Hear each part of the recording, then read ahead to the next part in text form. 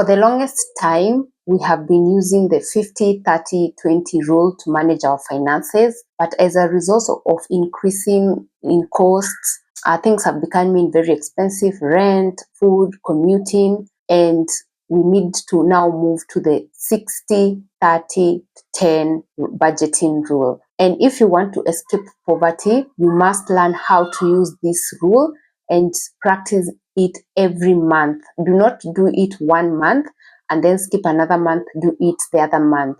Consistency is the key, because when you look at investing or saving 10% of your income, it looks like a very small amount, but it is a significant amount of money when done consistently every month, in 6 months, in 12 months, in 24 months. It will have a significant impact in your finances.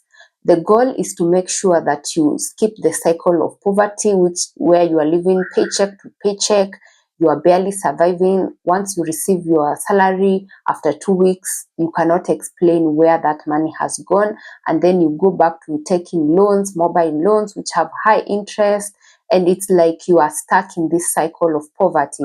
But with this rule, you will be able to save money. You will be able to escape this cycle of poverty, and you will be also able to escape the living to paycheck cycle. Before we dive into this video, I would like to appreciate you and everyone who has been watching my content, who has been liking my video, who has been subscribing to my channel. Thank you so much. If you are watching me and you have not yet subscribed to my channel, please just hit that subscribe button and turn on the notification bell so that you do not miss any video that I upload.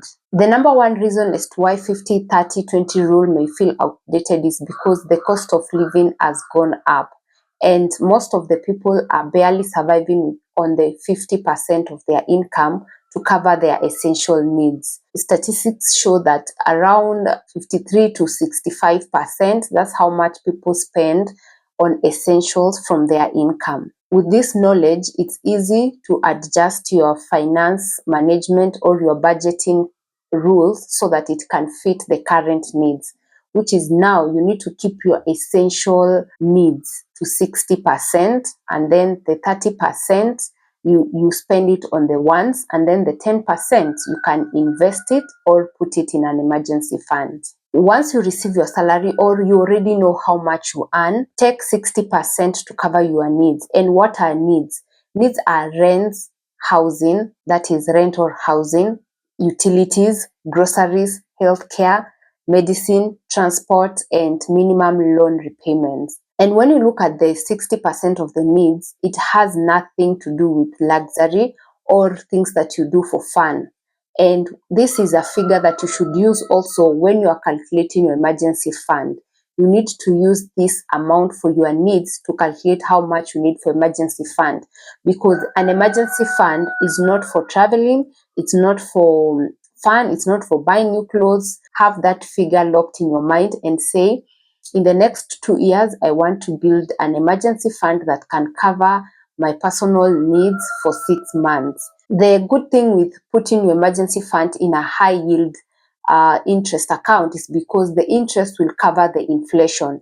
If you have that money fixed in an account that you are not earning any interest, inflation is going to eat that amount and it's going to affect you. You will feel like you have less than what you need to cover for your emergencies. 30% is for your wants. These are now for travel. You want to buy new clothes, you want to try a new eat out, you want to pay for entertainment, you want to buy that coffee, you want to go hang out with your friends. This is where the 30% comes in. And most of the times, if you do not budget for your wants, you end up spending all your money in these areas. So it's important to acknowledge that wants are part of the needs that you need to budget for, so that you can spend on them without feeling any guilt. And when you look at your wants, you can decide, this month I will buy clothes, next month I will go out to this specific restaurant and try out, the third month I will travel. So you need to categorize your wants according to how much you earn. if you have a low income, it's not possible to cater for your wants all at once, but you can do it. You can break them down. You can say every 2 times in the year I will be traveling to a new place. That one is manageable.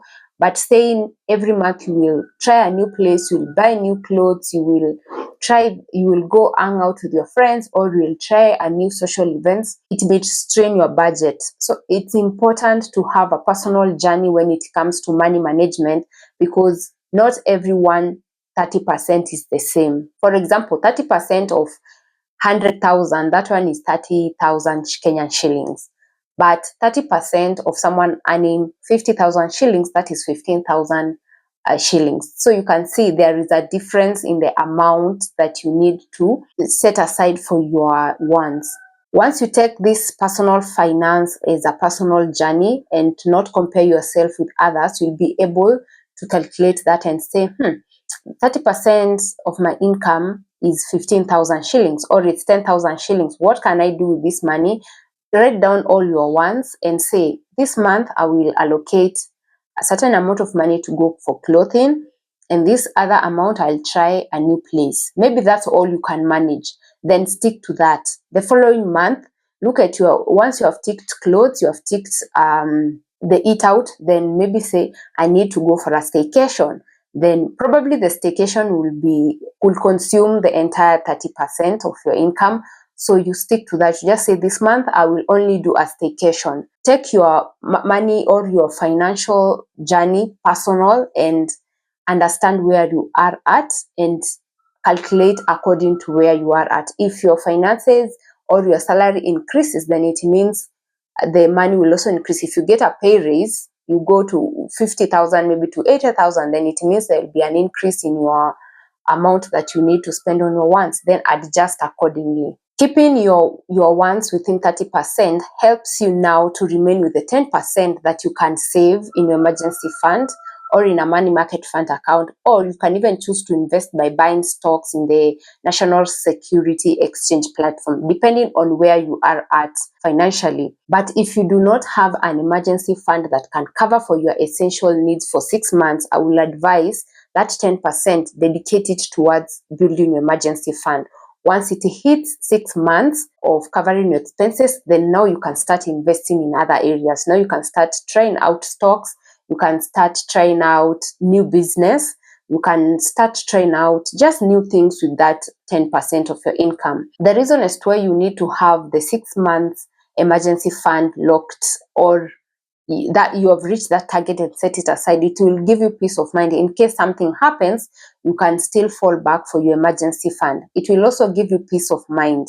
Even when you are trying out new investment, is it stocks, or perhaps you just want to continue saving in a money market fund account, then you can do that. You can have separate accounts for your money market fund. You say, I want to save for 6 months. I'm targeting to open a business like selling children clothes, and you need such amount of capital. Then you can save. You can give yourself time to save and then open that business. But always remember, before you start investing, before you start risking your money, always have a 6 months emergency fund account to cover your essential expenses. Now with the 10%, here are some of the areas where you can put your 10%. You can open a money market fund account. We have several in our country, and everyone watching in their country, there are high yield interest accounts where you can save that money and it grows over time. The second thing which I would encourage most of us to join, especially the low income earners, is a SACCO.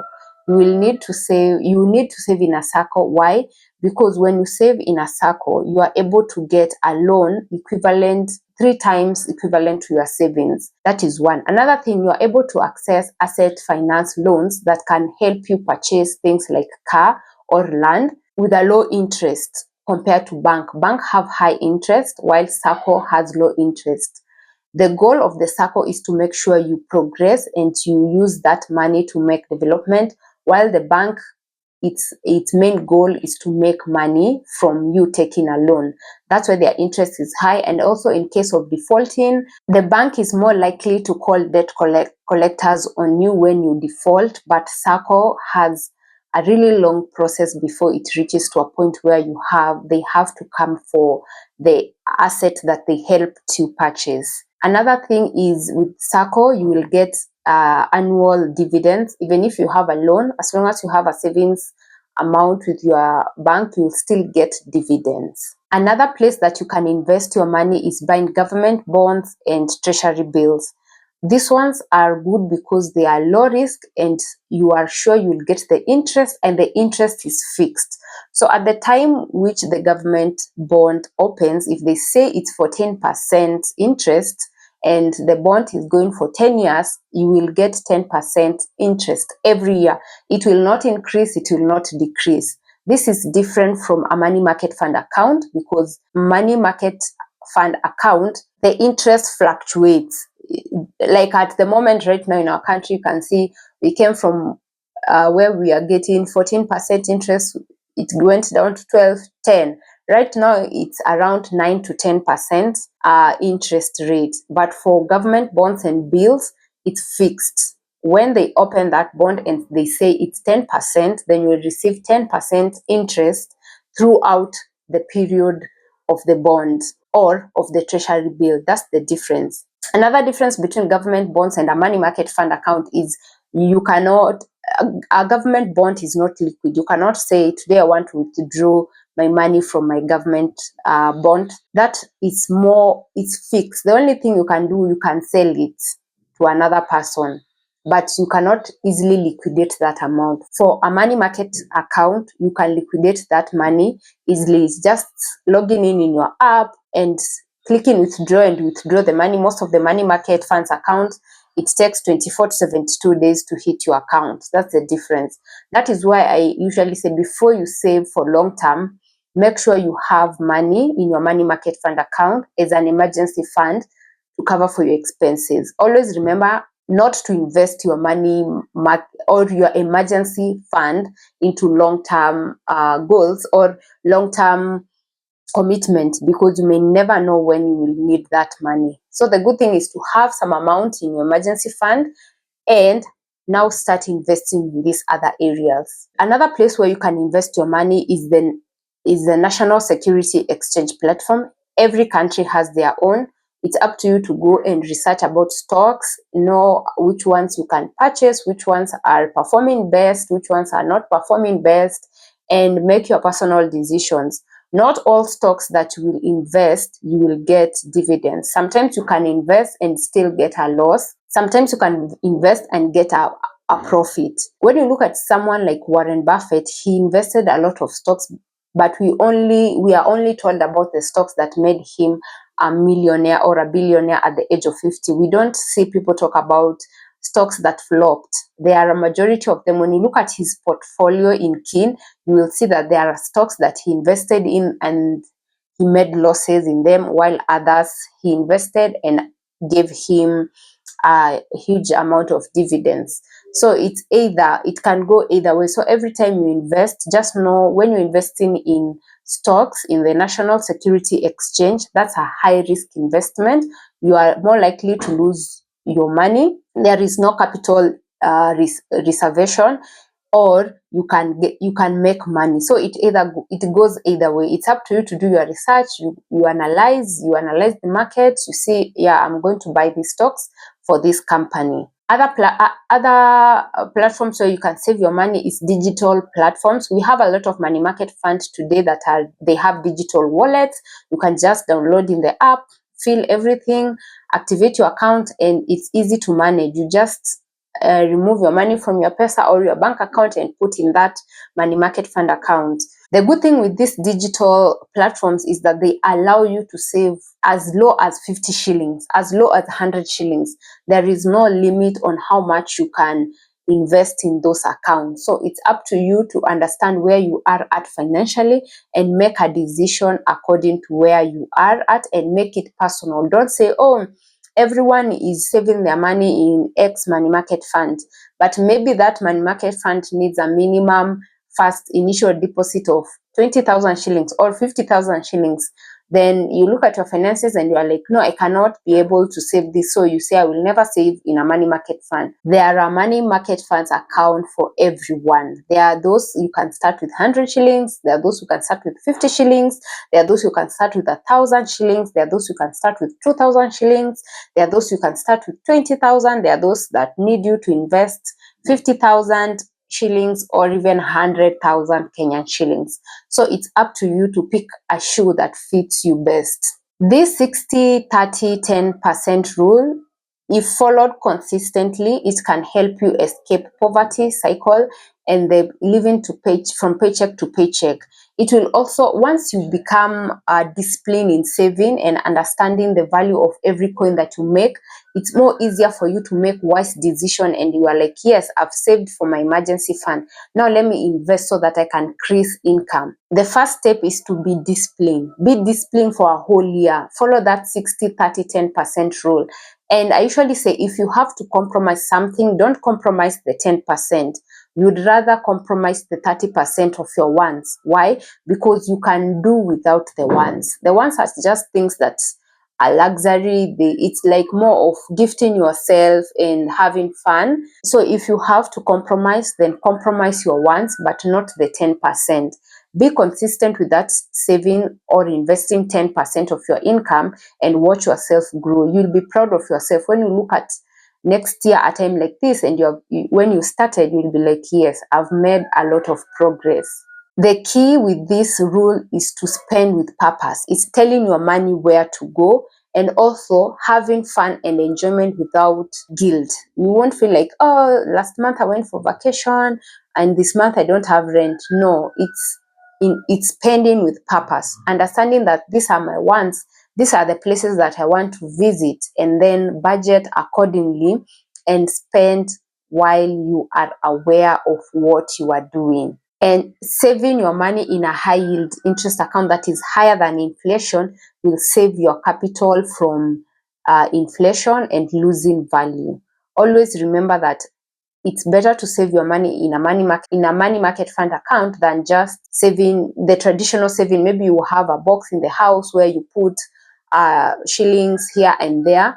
That amount will not gain any interest. But if you have that box, then make sure at the end of the goal or at the end of that box, that money is going to get into an high yield interest account. If you follow me, make sure that you are not just saving at home, because I see most people at the beginning of the year, they have a box at home, they save the entire year and then they break it at the end of the year and people are celebrating. It's a good thing, but it teaches you discipline, but that money is not safe from inflation. The best is you say you have that container, yes, but empty that container every end month to a money market fund account that can yield you interest as you continue saving. Thank you so much for watching. See you in the next one.